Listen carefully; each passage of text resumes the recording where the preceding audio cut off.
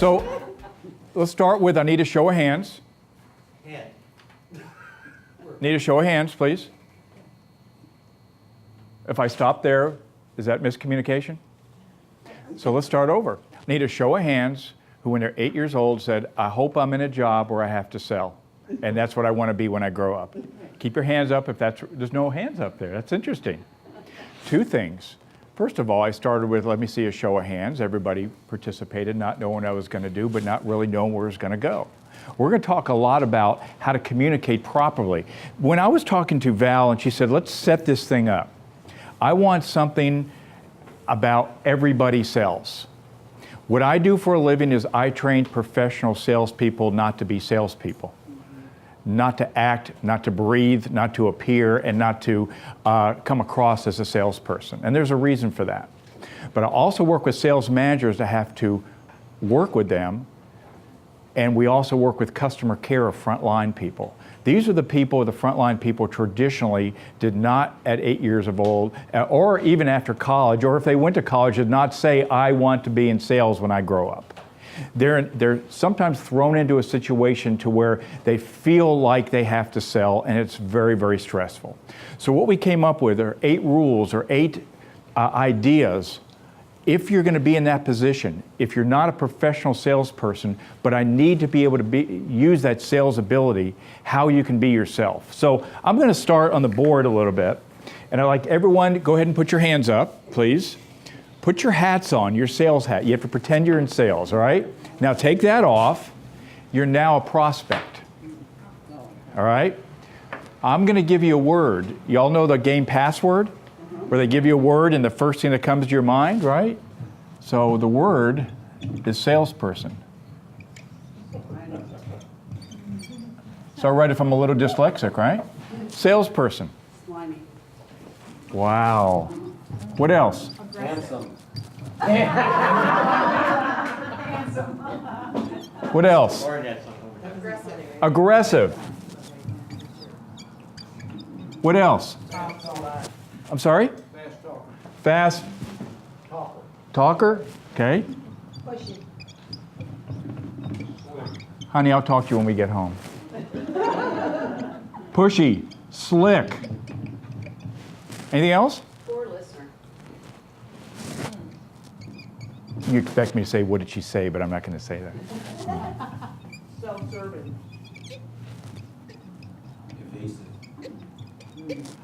It really, isn't it about them? Yep, yep. Isn't it me? Isn't it I? So it's interesting, when people sell, I ask them the same question. These are professional salespeople I ask the same question to. You know what they come up with? The same answers. Why are they surprised how they're treated when they think the same thing themselves? Mm-hmm. And there's a reason behind that. I'm not going to go through today and talk to you about why people sell or why they don't sell. We're going to talk about how you can get your mindset to quit being a salesperson, but to take control and be able to communicate with people properly with equal business stature. And we're going to use a lot of those type of words. Equal business stature means a salesperson usually feels subservient to someone else. They feel beholden to someone else. They feel like they need to, may I please approach the bench, and is it all right if I come by and show you how wonderful and great we are? Mm-hmm. But they usually do not get in the head or the idea or even the concerns of the person they're talking to. It's usually about who? It's usually about the salesperson. Here's a demonstration of that a little bit of listening skills here. It's just, there's all this pressure, you know? And sometimes it feels like it's right up on me. And I can just feel it, like literally feel it in my head. And it's relentless. And I don't know if it's going to stop. I mean, that's the thing that scares me most, is that I don't know if it's ever going to stop. You do have a nail in your head. It's not about the nail. Are you sure? Because, I mean, I'll bet if we got that out of there. Stop trying to fix it. No, I'm not trying to fix it. I'm just, now, that maybe the nail is causing. You always do this. You always try to fix things when what I really need is for you to just listen. See, I don't think that is what you need. I think what you need is to get the nail. See, you're not even listening now. Okay, fine, I will listen, fine. sometimes it's like, there's this achy, I don't know what it is. I'm not sleeping very well at all, and all my sweaters are snagged, I mean, all of them. That sounds really hard.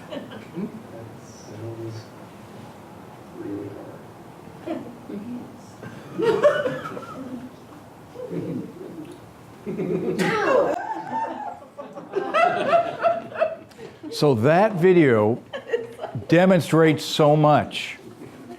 What ideas do you have when you see that, when you think of someone trying to sell their ideas and somebody not listening? Two different pages? Where somebody wants their needs met, the other person says, this is my idea how it needs to be fixed. How many times do we believe what we have to tell people is the right solution, but in their mind, what's going on? This is not about you. This is about me. And yet salespeople, whether you're on the front line, whether you're a receptionist, whether you're inside sales, whatever you're doing, we have to feel like we're pushing something that is really not for anyone else other than ourselves. So sales is not just about techniques. Hold on, we're going to get it. Good. Sales is not just about techniques. How many of you sell? Raise your hand. Okay. How many of you like it? How many of you wake up every single day looking forward to convincing somebody of something that they may not want? Raise your hand. Yeah. Right, and I just ate a cookie. Right.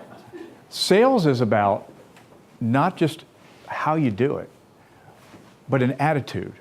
Your attitude has to be an attitude either of possibilities or what? Limitations. What do we choose when we worry about this stuff if we're trying to sell?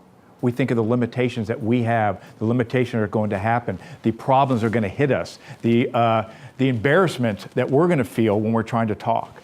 We've got to change the attitude of one of possibilities. What if I asked the right question to somebody and they told me the right answer, or they told me an answer and I can find out more? What if I was interested versus interesting? How would that be different? What if I didn't have to demonstrate what I do and understood what they do, and it made it natural that someone's going to talk to you? But I not only have to have attitudes, I have to do the right behaviors. And what happens is we grow up with a paradigm of what we believe about sales, correct? And then when we're attacked, what do we do as prospects? We mislead. Number one, that's our system, because we don't want to be taken advantage of. We will not give all the information and may say, what's your financial situation? I'm good. A little misleading until we dig, right? What's the next thing they do? They gather your information. I'm a prospect. I want to get all the information I can so I can be in control, so you don't tell me and push me what to do. Number three, we commit to nothing. We're a prospect. Thank you. I want to think it over. Got to talk to my spouse. That's good stuff. Send me some literature. I don't want to talk to you now. And the fourth part is we hide, and we call that voicemail jail. So what happens is, as a prospect, we've put this system together because we know that stuff's going to happen. But to change that, it's not just techniques. It's a little bit of everything. Here's what we're going to talk about today. 8 different steps. Know the value of your customer. If we understand the value of your customer, would we treat them differently? Would we ask different questions, or would we make it about ourselves or make it about them? Become an effective communicator. Listening skills are rare. Do y'all believe that? Who heard what I said? Listening skills are rare. And you have to become an active listener. My nature, and we talked about assessments a little bit, my nature is not to listen. Ask my wife. She says I'm a great non-listener, right? I have to work at listening because I know it can be frustrating. Breaking through your comfort zone. How many of us don't want to feel like a salesperson, do not want to ask tough questions, do not want to talk about money, do not want to upsell because it's not my nature? We got to learn to stretch a rubber band out of our nature a little bit. We call it being gutsy one moment at a time and going back and doing it. To ask hard questions as a mentor. Understanding yourself. We're going to talk a little bit about assessments. DISC assessment, we use that among others. about different personality styles, guess what? What you think and see and are motivated by, people are different. We're going to talk about that. And when they're different, the words coming out of your mouth are interpreted totally different, and you may not be aware of that. Know what questions to ask. And the secret to this is very simple when we show that slide. When you don't know, ask a question. It's okay not to know. And it's also okay not to know a lot. Because the people who don't know a lot ask more what? And the problem is the people who know too much don't ask questions, they throw up all over you. Let me tell you all about my features and benefits, blah, blah, blah, blah. That's what happens. Versus questioning where I'm not sure my feature and benefit will even work for you. Is that worth a conversation? Should we talk about that? Let your client, customer, and prospect make decisions based on you asking questions. Scott, just the slides that you have today, I don't know what the others are. This is a great one, but will they be made available to everyone? Only to you. Yes, of course they will. Okay. Of course they will. And we can distribute them to those that are. Yes. Okay. Trust me, Val will make sure I get them to her, which is wonderful. Upselling and cross-selling, it's a scary thought to most people, but it's not so hard. It's asking questions out of your comfort zone and doing the behaviors where it becomes natural. Becoming gutsy one moment at a time and dealing with difficult people. I'm going to give you 3 different rules that I believe firmly in, that if you practice these, you'll be able to deal with difficult people and stay in an adult manner and not get into the gutter with them and not get your feelings hurt. So, help me out here. Do you know what customers really want? Throw out some ideas. What do they want? Solutions. Solutions, good. What else? Help, Help. guidance, Guidance. What else? make their lives easier. Good. What else? Say it. Confidence. Confidence. Yeah. Relieve their fears. Relieve their fears. Safety. Safety. To be heard. To be heard. To make sure they were heard. We all ever call AT&T? T-Mobile? Verizon? I heard something the other day. One of the organizations, not going to mention who, was told, do not answer their questions, continue to transfer them around because eventually they're going to give up and it will save us money because we won't have to fix it for them. That's their model because they know that's what happens when you're a monopoly sometimes. You don't have to perform, right? So studies were done, what's called 6 billion customers, and they came up with the top issues that customers really care about. Number 1 is attention. Believe they are listened to and cared about. Number 2, make it right. They want it right the first time, or they want to know if it's not going to be right, how are they going to get it done correctly for them? Make sense? Number 3, value. When they buy or you upsell or cross-sell, they want to know there's value there. People will spend money. When salespeople or other people say, I'm more expensive, they won't buy from me, that is on them, not on the client. That their belief is my value for my own product or service is not worth it, and it will come across that way because they'll be wanting cheaper rates on everything. I hope none of you are the cheapest in what you do. Are you? Anyone cheaper? Next time you work with a prospect or a client says, I need a better price, say, help me out here. How do you deal with being the cheapest in your industry? You know what they say? I'm not the cheapest. Wow, I'm confused. Usually when people think it's about price, they've made a decision that what I do is identical to everybody else, there's no other value. Is that how you're feeling? We have to have that kind of attitude that we believe in our product or service. Number 4, time. How valuable their time is. When we talk about personality styles, the D styles, the Donald Trump type, just tell me, get it done. If you go on with a speech, you lost them. You have to understand time. Appreciated. They want to feel appreciated and thanked. People are stroke deprived in this world. Thank you is kind of thrown out. There's not sincerity like people want. They want to know that the value and they're appreciated. The relationship triangle. This is what customers believe. That this is where? There's a reason that's on top for our company. There's a reason that's on top for your company. But where do customers believe it is for AT&T? Excuse me, if you work for American Airlines, I'll just give an example. Do you remember all the good flights or the bad flights? Yeah, there may have been some good flights. But that was pretty much about them, wasn't about you, correct? Does your company have a selling strategy? Do you have a way, a template of how you're going to engage people, the kind of questions you're going to ask? Is it about them or is it about you? Are you and your company in sync with that? If you're frustrated and worried and concerned, are you coached and practiced on how I'm going to deal with difficult people or ask questions to move my company forward? What happens is we have to know that the customer is always number one. The value of a customer. Do you believe it costs more for a company to bring in a new client or to lose an existing client? Which one does it cost more? Which one costs a company more? To bring in a new client? Is there more value in retaining a client or bringing in a new one? Retaining. 10 to 15 to 20 times more. And what we do is we put people in inside sales in the front lines, and the customer service is horrible. What is wrong with us? Why wouldn't we make this our priority? 2 different processes in how we treat them. Number 2, become an effective listener. Couple rules. Most people have heard of auditory, visual, and kinesthetic. It means that a lot of us perceive the world differently. I will say, I see what you're saying. Am I auditory, visual, or kinesthetic?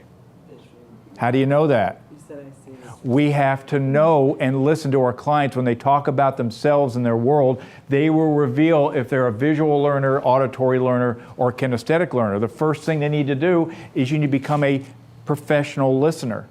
And when you use their words back to them, what do you need to see? What do I need to show you? They psychologically relate to that person. It's a simple communication. It's not a trick. It is called intimacy. If you see 2 people in the park, and male and female, and they're looking at each other's eyes, they look alike, they sound alike, they dress alike, their manners are the same because that's intimacy. They're connecting. Our job is to try to connect with a prospect and get into their world and forget about our world. Move out of our comfort zone and understand them. Most of the people view the world through sight and tonality. Tonality. 7% are words. What do salespeople use all the time? They don't shut up. Well, let me tell you, like starting a lawnmower to the gas runs out. Hey, the reason I call is blah, blah, blah, blah, blah, blah, blah, blah. And what are you doing? I don't want to be rude, so I'll pretend I'm listening, put them on hold, come back in a week, they're still there. Salesperson, hey, they haven't hung up yet. That must be really good. We don't understand what we're dealing with, right? Paraphrase and restating. What's the difference? When do you paraphrase and when do you restate?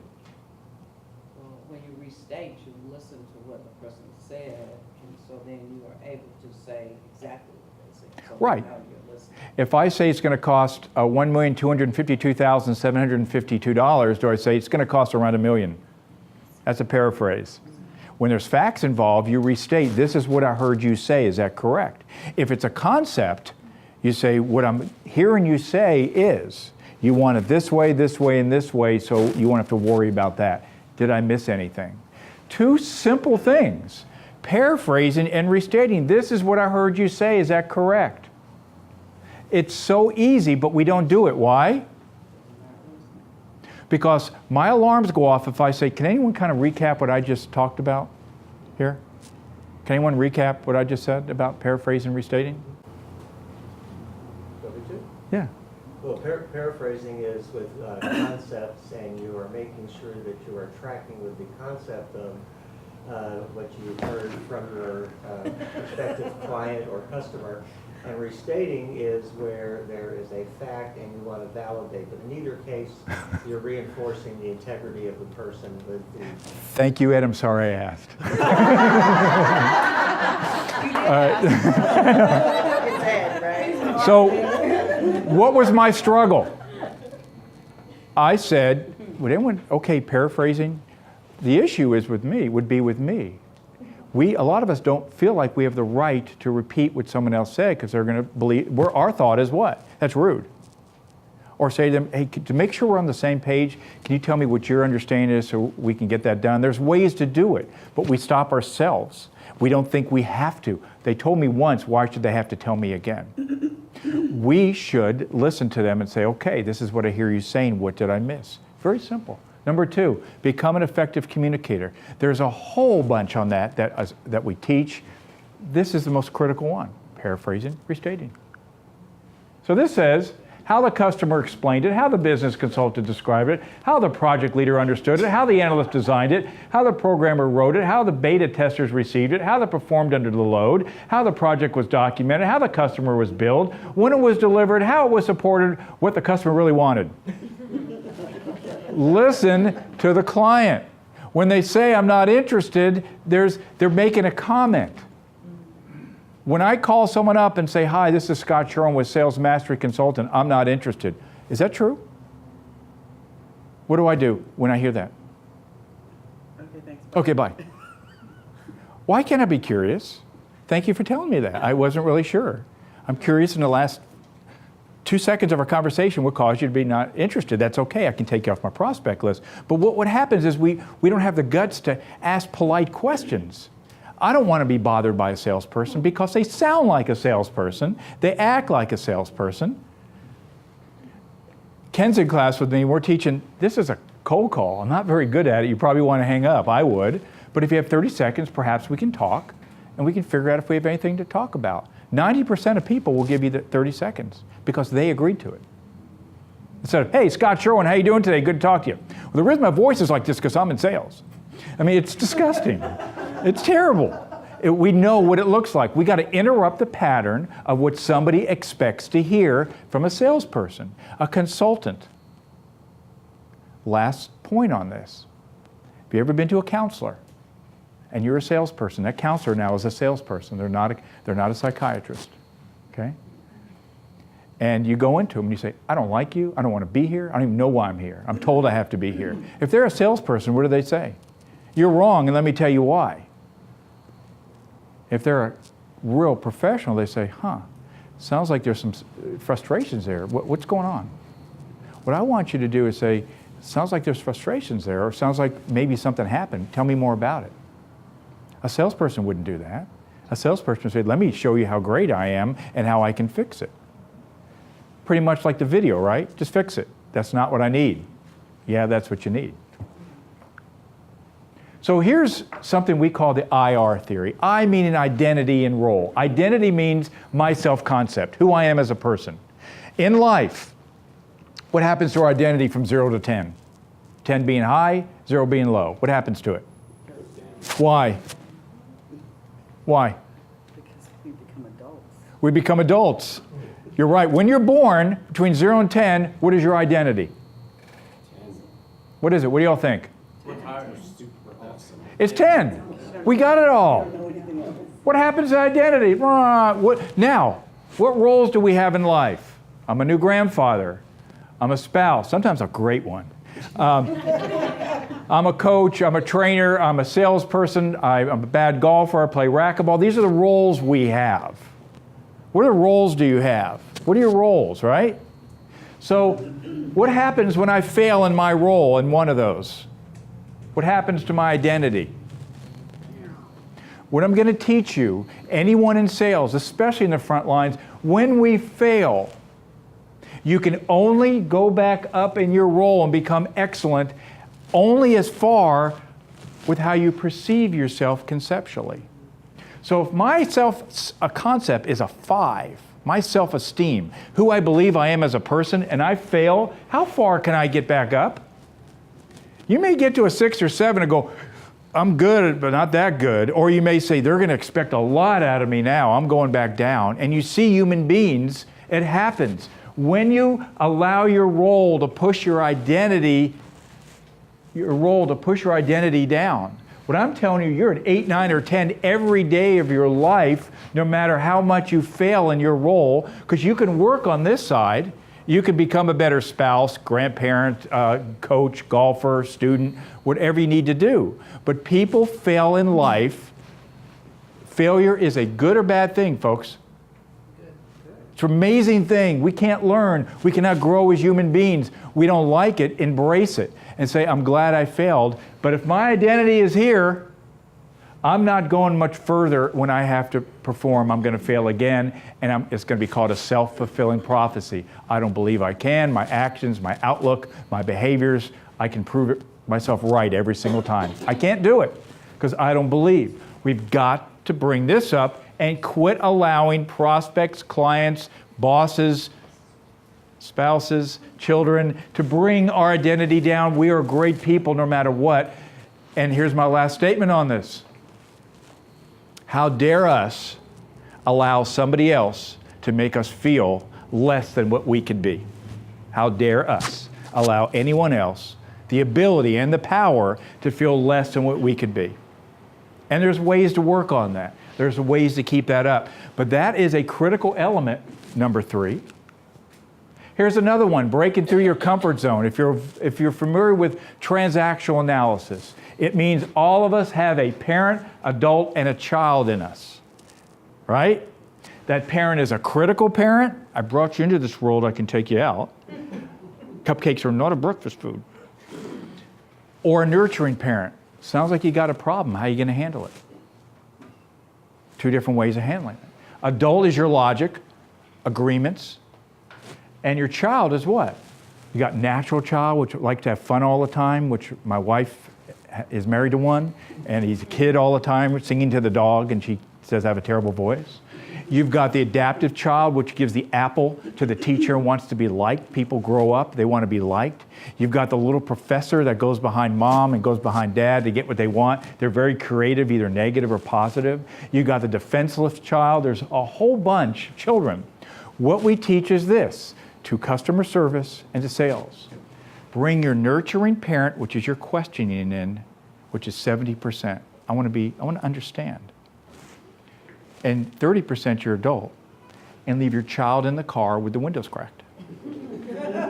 Because when your child is there, that's when you feel pressure. That's when you're embarrassed. That's when you get up in front of a group and nothing happens and it's dead and there's crickets. That's your child reacting. Your adult says, it's going to happen sometimes. How are you going to deal with it? But don't bring your child in with you. We do that, and that stops us 90% of the time why we have trouble selling, talking to people, upselling, speaking in front of people, process, whatever we're uncomfortable doing, that's why. Those are tapes for our older people, reel-to-reels, CDs, MP3s, streaming video that's going through our head since we're 5 years old. And it comes back to the position called I'm okay, you're okay. At any time, you're all okay now, and I am too, but guess what? You may walk in a room, you may not be okay, and the rest of the group is. It could be a situation where you walk in and they don't know anybody, and you don't know anybody, but they're all cliques over here and there. You're not okay. Our job is to understand human behavior and understand I can be okay as long as I maintain this. Number 4, making upfront contracts. So, this is not your office, but I love that you're a dentist. So Billy, when he was 3 years old, went to the dentist the first time. And this dentist said, hey, Billy, sit down. Takes out this needle. It looks like the size of his arm. And he puts it in his cheek. And he thinks it's coming out the other side. As he's working on him, he's smelling fire and burnt teeth and motors. And he is freaking out. Thank you. See you next time. Next time, when he's older, right? Now, Pam goes to the doctor when she was a little girl, and the doctor says, Pam, come here. Have a seat. Just so you know what we're going to work on, this is the needle we use. And this needle will be a little bit of pressure, but it won't hurt really bad. And if it does hurt a little, would you let me know? Would you shake your hand a little bit and say, and I'll watch for that. Plus, these are the tools we're going to use. They look sharp, but they're the best in the world for teeth. You may even smell some things as we're working on it. It sounds like like your mouth is on fire. If it bothers you in any way, would you let me know? They had the same exact procedure done. What's the difference? Expectations. How many times do we not set agreements and expectations with the people we're having conversations with, and they're guessing what the outcome is, and we're guessing and hoping what the outcome is. And we call that having upfront contracts, agreements with people, agreements on time, on what I'm going to talk about, what they're going to talk about, what the purpose is, and what the outcome is. At the end of this is what's going to happen. We're either going to do this or this. In sales, we're either going to move forward, which means this, or we're both going to shake hands and call it over. Are you comfortable telling me no? Are you comfortable me telling you no? Now you have a consultant. You don't have this crap. I said crap, honey. So agreement between a salesperson, a prospect, or client about what will take place before the interaction. This is kind of what's going to happen. What is your agenda? Here's mine. This is what we're going to talk about. Is that good? When they say, yes, I agree, what is that called? An agreement. So remember this. People cannot argue with their own data. They agreed, so your leverage is what? This is my understanding. And if they change the agreement, you can say, I notice there's a change. Help me understand that. Not, oh, I need to resell them. Have conversations with people and have mutual agreements, number 4. Number 5, we'll talk a little bit about DISC. Understand your customers. Understand that most salespeople fall in this area. This is Donald Trump. I don't care. It's all about me. I'm going to get it done my way. I'm selfish. I just want, don't tell me what to do. There's good and bad Donald Trumps. I'm not going to get into political, but this is Donald Trump. Hillary Clinton's also a high D. It's the leadership, get it done, impatience, results. This is Robin Williams and Jim Carrey in this corner, and I want to entertain, and I like to be around people, and I want feedback, and I want you guys applauding, and I want happiness in life, positivity. This is Mother Teresa. I want to help. I don't like change. I want to do it right for the company, for everybody. And this is Spock. Spock? This is Spock, correctness. So what happens when a D calls on or talks to a S? And S thinks bully, pompous, pain in the butt, rude. They think wimp, no backbone, can't make decisions, and we're trying to get along, and we haven't even said a word yet. We have to understand who we are, understand ourselves, what our motivators are, and then how we interact with other people and how we stretch that rubber band. I'm here. I own a business. I got to be here, I got to be here, and I've got to be here. I got to stretch that rubber band to make sure that I am in the world of other people. If you don't stretch that rubber band, you don't grow, and you're assuming that the world surrounds you, and your job is to make your employees as great as they can be. And you can't do that being yourself. This is an example. We use DISC because it helps people understand themselves, and then we train them how to work with customers and identify them. Once you understand that intellectually, you're not worried about, I can't do that. I can't believe that's hard for me. No, it's hard for you because it's your nature. It's not my motivator. I'm demotivated by it. Once you know that, you can change. Everybody good? Number 6, after number 5. This is an example. They're motivated by being correct. They're motivated by results. They're motivated by recognition and popularity, and they're motivated by sincere appreciation. They're frustrated by surprises and unpredictability. They're frustrated by inefficiency, indecisiveness, and slowness, which is the opposite. They're frustrated by routine and formality. Oh. And impatience and insensitivity. And now number 6. Questions. So it's this little girl named Nancy, and she's in art class, and she's painting a little seascape here, and she puts a nice island here, she puts a tree, and there's water everywhere, and then the teacher walks around, looks at her painting, and says, Nancy, it's really pretty. And he puts a little seagull in her picture. Goes, that looks cool. What does Nancy do? She takes her picture, throws it down, picks it back up, runs home, up hills both ways, right? Parents are home. I don't know why they're home, but it's good for the story, but they're home during school. And says, look. And they say, what a beautiful picture. And she screams, and they don't know what happened. So they bring her back to school. The teacher's in with the principal. And the principal says, Nancy, what's wrong? Look, that's a beautiful picture. Stop crying. What happened? He painted his seagull in my picture. How many times do we tell people what they should have and don't ask questions? How many times do we make the assumption that this is right for you without understanding it's right for you? How many times do we paint what we think they should have as a solution without talking to them and getting agreements about what should happen? Questioning is critical. Mr. Customer, would it make sense to have this conversation? Mr. Customer, we're finding that these clients who are struggling in this area are doing this and this and this. Would that be a conversation we should talk about? Why would you want to talk about that?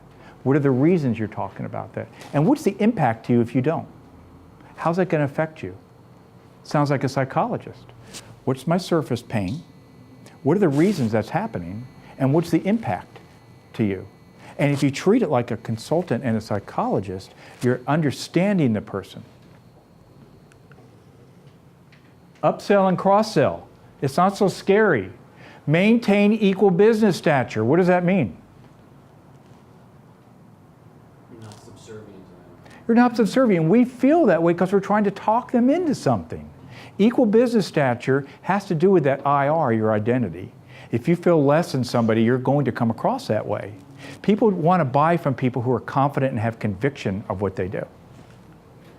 Keep your sales radar up, which means be aware of situations where people are being underserved where they are.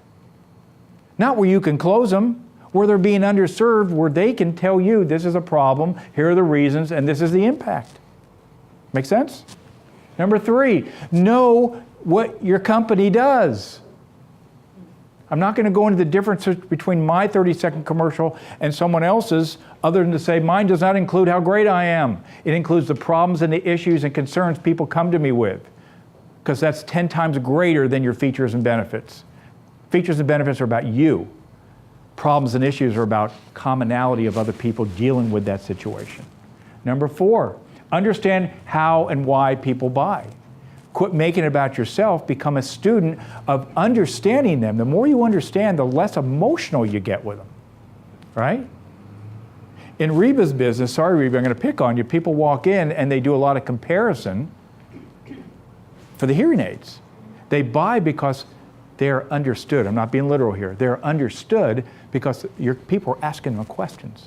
And they're trying to understand what is the problem, what do you want to accomplish here, and we understand it's very frustrating to change your lifestyle and have to have a hearing aid. People buy from you because you understand. Have product knowledge, just don't share it until you understand what they want. Don't throw up on them. Stop. Maintain upfront contracts to move forward. We talk about that. Maintain agreed next steps. Okay, for the next step, what should we do? Let's agree on this. Difficult people, 3 rules. We have hundreds of rules in the system that I teach, but these are my 3 favorite. Maintain a calm belief and conviction. What does that mean? You don't lose your cool. What does the conviction part mean? Believe in what you have to offer. Stand your ground. Where traditional sales will teach you how to get a yes all the time, I don't teach you that. If you have a daughter and they grow up, do you teach them that yes is the right thing to say? You must be liked and you must say yes? What's the difference between that girl and the girl who learns the word no? Respect and conviction. And a salesperson should own the no. And you should go into somebody figuring out if there's a fit or not. If there's not, can we end it, please? Not, I'm going to find a way to make money. Customers know that. Calm belief and conviction, people want to deal with mentors. They want to deal with people who understand them and people who won't back down and are wishy-washy and try to just sell on price. They know they got you. They know they're in control. curious, skeptical, and unemotional. Anytime you feel stress, be curious, skeptical, and not take it personally. So when you say you hate me and wish I was dead, what do you mean by that? Curious. That's interesting you brought that up. Why now? Or you're having that problem. Tell me more about that. I'm not really sure I understand yet. Has that worked for you? Anything, you maintain curiosity, skepticism, what happens? They tell you, they explain and sell you what's going on. I really like your company. You ever heard that? Do they do business with you all the time? No. Say, really? What do you like about it? Thank you. What do you like about it? Let them tell you. Curious, skeptical, and unemotional, and equal business stature. Be interested, not interesting. So here's my thank you slide. Everyone has a handout. And I found that you like the Darth Vader. Okay, thank you. I worked really hard at that.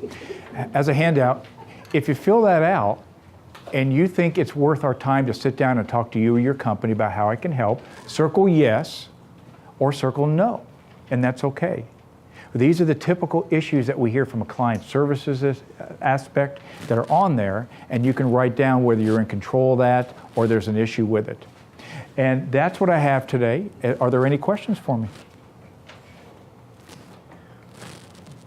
Yes, sir. I don't think there's enough sheets. I have one.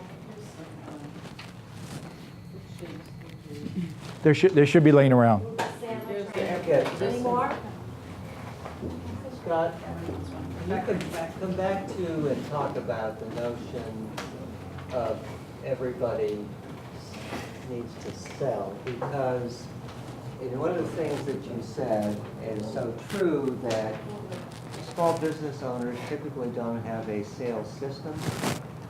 This is what I found, and so how could, you need to have that to be able to tie into how everybody sells. Any thoughts you want to share? Any more thoughts? I'll give you 50,000-foot thought on that. A selling system means A, you have a territory plan, which means you know your target market, you've identified your customers, you know what customers you have and what other products or services they may need. You also have a way of getting out to the public, whether it be marketing or whether it be a face-to-face, whether it be LinkedIn. You have a prospecting plan. We call it a cookbook. So you start with a territory plan. This is who I want to go after. Then you set up a prospecting plan called cookbook. What am I going to do? What are my behaviors and activities? Am I going to ask for referrals? Who am I going to ask for? Am I going to cold call? Am I going to talk to existing customers, and what conversations? How many of those am I going to have in a week? You start measuring behavior, you start seeing results. So having a plan, and then what am I going to say when I talk to them? Having a methodology. So you have a territory plan, you have a cookbook of activity, but you also have a methodology. What am I going to do? How am I going to talk to them? How am I not going to be a salesperson? How am I going to follow a system to closing them or closing the book on them and moving forward? Is that what you're looking for? Mm-hmm. Thank you for the question. Ed's my plant. Ken? I think for most, at least for me, and I know a lot of other salespeople, when you walk in a room, a lot of the times you gotta have it, you gotta get it, and that's, people wear that desperation kind of on their face sometimes, Yeah. and like they gotta get it. How do you address that kind of an issue and sort of, so you don't feel that compunction? Why do people feel like they have to have the sale? What's happening? What's the pressure? Where are they getting that pressure? Money. Money? What else? Their boss, their job, their career, and is that their child? Is their parent, adult, child reacting? That's their needy child acting, right? So what you do is you get rid of your child and you say, I'm going to have a behavioral plan, which is adult. I'm going to, first of all, their pipeline's not full enough. And the bottom line is they don't have enough people to call on, so they're, I got to close this one or we're going to, no, they're not, they don't have enough people they're talking to. That's the main problem. And then they're not speaking to them correctly to move them forward to close. Thanks, Ken. But you knew that answer. I always like to hear it from the mouth of the master. No, Ken's in my afternoon class. He's incredible. He keeps me on my toes, trust me. Anything else? I had Was your question really about in a company, how do you get everybody to understand that sales is part of? We always had the saying, sales and marketing is not a department, it's a mindset with an attitude. So really, everybody has to take a piece of that stuff. That was really, I think, and Scott took it up there, but yeah, that's So when you said, how people answer the phone. It's how people go about, even establishing when you have a meeting, reconfirming that the process could be, do we still have 30 minutes? I mean, that they're asking that gets part of that up for contract because, if you don't validate how much time you have, you could be thinking you have 30 minutes and you're in there, the person says, well, I'm done, we're done in 10. So I mean, that's part of that process of training on the engagement, how they engage on the phone. And most small businesses don't train their people on those small basics. Right. They can make a big. I think what Dave is asking, how do you get people to realize their contribution and why it's so important for them to be involved in the culture of sales? Is that what you're referring to also? You have to sit down with them and show them how they affect the bottom line of the company, how they contribute to the company, and how important it is to maintain those customer base, how important it is for us to continue to grow in our mission to grow this company, and giving them also incentives to do that. And I believe strongly in people want to do the right thing for their job, but why not incent and give them a financial incentive when they're growing the company and make them part of the mission instead of saying, well, yeah, you got to do that too. And that's why everybody needs to know the elevator pitch. That's a big problem, all the way down to the person that answers the phone. Consistency in a company methodology, and that was the third box, is the sales methodology has to be understood throughout the organization, or people are going to be arbitrary, and arbitrary results are because of arbitrary process. Did you have a question? John? I was Reba? just going to add to Dave's point. I wrote a paper years ago when I was customer service manager and identified how every single position in the company is part of the customer service process. Yeah. And people almost think so departmentally, but like sales is sales. I don't sell. I don't support that. I don't do anything about that. But every piece is a cog You're rare. of it. You're rare because traditionally customer service people and salespeople do not get along because they believe salespeople have all the, all the freedom to do this. Operations and sales don't get along because they're on the same mission. They're trying to clean up the mess of the salesperson, right? Because of over promising and under delivering. So you got to get a lot of things in sync with departments. So that's excellent. Reba. I'll give you a small testimonial. Oh, thank you. We used customer service training with your company. And really for somebody who's a customer service has a different mindset than a salesperson. And when you put them in that position, it's really hard for them to understand that they are part of that sales office. And the customer service training that you provide basically covers that gap and just show those customer service people how they play a huge role in either bringing people in when they call, or the way they treat people, the way they check out a patient, or whatever they do really affects the sales. And it's a really great course. Thank you, Reba. But I have a small question. It's not a question. I'm a student of yours too, so I know the answer. But you also teach us to accept the no. Mhm. Like if somebody doesn't want to buy or whatever, to be able to be adult enough to accept that and embrace it. So. That takes you believing that not everyone is qualified for your product or service, and you can't convince everybody otherwise. And you have to look at it as, I need to make sure you're qualified for me, and you have to make sure I'm qualified for you. And you make it a win-win situation. It works. Other than that, let's please call it over. I don't want to play that game. There's too much in our pipeline that everyone's going to close, but they never even get to the next step. So that's a big deal. How do you deal, and I don't know if this is a side conversation or a question, but how do you deal with retaining customers that may have a difference in their understanding of what they're saying they want, as well as like the cost to, I guess, fulfill that sale, if you will? So we teach a lot of something we call blatant honesty. Does everyone understand the question? How do you connect that difference between the customer's perception of what they believe is value to what you think you're giving value? Is that what you're asking? Or miscommunications? Somewhat. So let me give a blatant, honest way of doing this, or restate it if I'm wrong. Well, I'll give you like a concrete example. So for in our situation, with counseling services specifically, I have no issues selling them. I have no issues getting Right. them in the door. I feel like everyone knows the 30-second pitch, Right. but it's very much an antibiotic issue. When you feel better, you stop coming, even Right. though you haven't fulfilled treatment. So how do you retain those customers? You just did, and I'm going to teach you what you just answered your own question. Okay. Mr. Customer, what happens sometimes is we have clients who come in here and all of a sudden some of the symptoms go away, but the problem isn't solved. When that happens to you, how are you going to handle it? Because if you handle it this way or handle it this way, these are the consequences. When we get to that decision, how would you like to move forward? How are we going to have that conversation? So what you do is you set up an upfront contract with them so you know that's going to happen, bring it up, and say when it does, we have an agreement to talk about it. Otherwise, it's going to happen stealth behind the scenes, and you go, I just lost them. So it's a blatant, honest conversation. Does that help? It does. I think where I see it applying specifically for us is, you know, while we talk about those things, I think maybe making more of the open-ended questions of making sure that we are engaging them of how will you handle this? How will you let us know if weekly visits are too much? If the setup session. Bingo. Bring up all the problems, the objections. Who learned, as a salesperson, you have to learn to overcome objections? Raise your hand. Wrong. Only one person can overcome an objection, and that's the prospect. Mr. Prospect, when you say this is an issue for you, help me understand that a little bit more. What were you hoping to see? What were you hoping my answer would be? Let's pretend it was. What would happen next? Help me understand. There's your questioning, curious, skeptical, and unemotional. Quit trying to answer. Let them tell you what they need.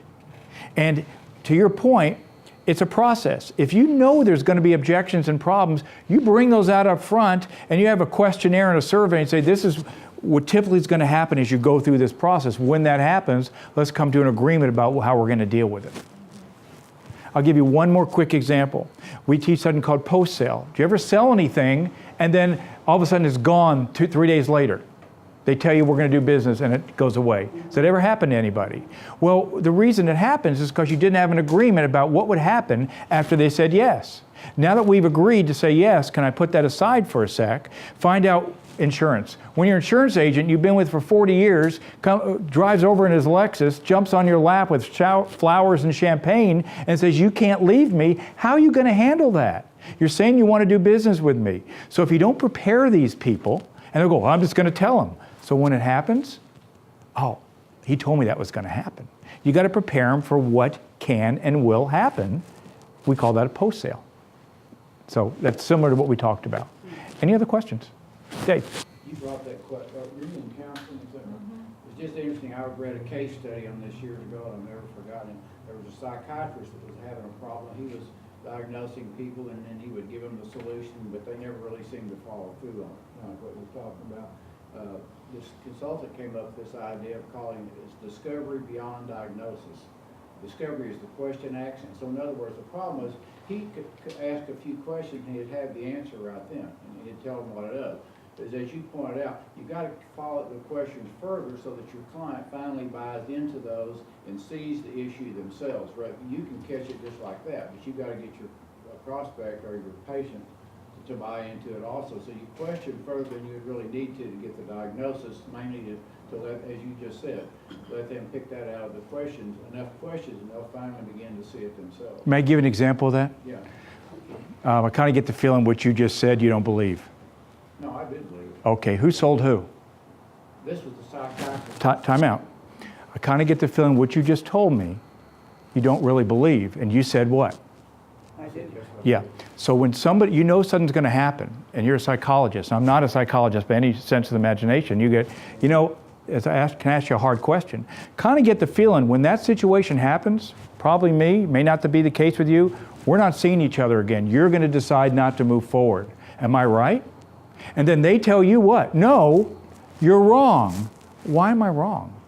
So what I'm demonstrating, Dave, is they have to discover what is right for someone to move forward. Our job as salespeople is to help them discover what they need, not tell them through questioning. But when you tell someone, yeah, you should do it, and say, I don't know that you should. What do you think? And they go, yeah, I should. Really? Why? Let them come back to you and tell you why. And guess what happens when that situation comes up? Oh crap, I told him I wouldn't do that. Versus, he told me not to, but I don't have any conviction there. Does that make sense? Yeah, because selling's a lot like this, but one of our challenges in our business, the person doesn't even know they have a problem when you go in there. Of course they don't. They know. You've got to convince, through questioning, you've got, just like you do in your business, you've got to convince, you've got to let them work through that and understand they did have a problem. through Correct. questioning. And they may not. It may not be, it may be a problem, but it may not be compelling enough to change. Right. We have to discover that. Good. Anyone else? Yes, sir. So far, we're talking about selling products to customers. Or upselling or clients or, yeah. But I think one of the more powerful things to do within a company is to encourage people that you are always selling, but you're not always selling a product. You're selling your idea even within the company. And so I've seen companies where they go through a training, whether it's Socratic selling or saying or something like that. Thank you. And the best way to practice it is within meetings where I'm trying to convince you to do something that I believe in. So I have something to sell. And so I'm trying to persuade you the same way. The transaction is, I know this because I have 3 daughters and a wife. I live in a house with my wife would be like, I can't get them to do anything. And I'm like, I sit on the couch and the girls are doing the dishes. Everything you're talking about, we didn't get into this today, is basic human communication skills. My 8-year-old, I'm not taking a bath. You're grounded. I'm not taking a bath. I told you you're grounded. Fine, I'm still not taking a bath. I'm not taking a bath. You're not? No. Huh. I'm curious how you came to the decision not to play with your friends for the rest of the week. And I didn't come to that decision. Well, yeah, the rule is if you don't take a bath, you don't. How'd you come to that decision? I'm staying in my nurturing parent. Well, I'm going to take a bath. Sounds like a good decision to me. What happens is, it's not any different than talking. What we teach is not any different than human understanding and communication skills. And use it because let them make the decision not to play with their friends. Wasn't my decision. You made that all by yourself. It's a pre-contract. It's like, well, you know. Bingo. And so, but it's a great place to practice. It is. It is. It doesn't feel like you're It is. Except at home. Do not do any of this with your wife. You'll, don't do that to me. And if I heard you properly, But if I heard you correctly, you want me to take a... I've been doing this 13 years. It's just become, it's got to be part of you to communicate. This is not a trick. Yeah. Are we all actors, yes or no? Yes. Yes, we act different with our spouses, with our children, with our friends, with our coworkers. We adapt to the situation. We are actors. The greatest actors in the world are great because they can emulate the role so well, and that's just from behavior practice. Right? It's not anything. It's like everything else. So people say I could always use a trick. That offends me as a business development. I could use a trick. You know, tricks are for kids. Leave me alone. I don't want to do tricks. I teach a way to really get to the bottom and understand human beings, so we have an adult conversation, not a sales other one. Well, I want my employees to sell me on their idea. Of course you do. It's like, don't move on their mouth. Yes. I said no, but it's because you haven't told me. You have the environment to do. A lot of them, their identity may not be high enough to do that. Great point. Thank you. Yes, ma'am. We're out of time, right? We're about out of time, but we still have time to communicate among ourselves, and please stay. We have this room for as long as we need. But just another quick testimonial. One of the things that's, because I've been taking Scott's classes, and our eldest son takes them too, and the difference in the way you learn to communicate better pervades everything that you do. You get upfront contracts with people. We go, or you tell people what we're, say, here's what we're going to talk about. Is that why you think we're going to talk about this? I do that with my kids. I do that with vendors. I do that with all kinds of folks. And it just becomes a part of you, and a very effective part of you. And you get a lot, it's self-feedback, because you're like, that worked. And what it is You don't have to cover the same ground twice. Yeah, Right. exactly. And that's the other Thank thing. you. Thank you for bringing that up. I want to mention Ken for a sec. He's going to hate this, but Ken was a black belt in Taekwondo. So the only reason I'm mentioning this is he knows when someone does something instinctively, unconsciously competent to do it. Sales is not any different. When you practice it, you know what to say, you've experienced it. You can't get stressed and get your child in there if you're aware what's going to happen and immediately react. It's because you're aware of it. Our child comes out because we don't know how to handle it. And we feel, I don't want to be put in that situation. It's just practice. So thank you guys. I appreciate the questions very much. You're up.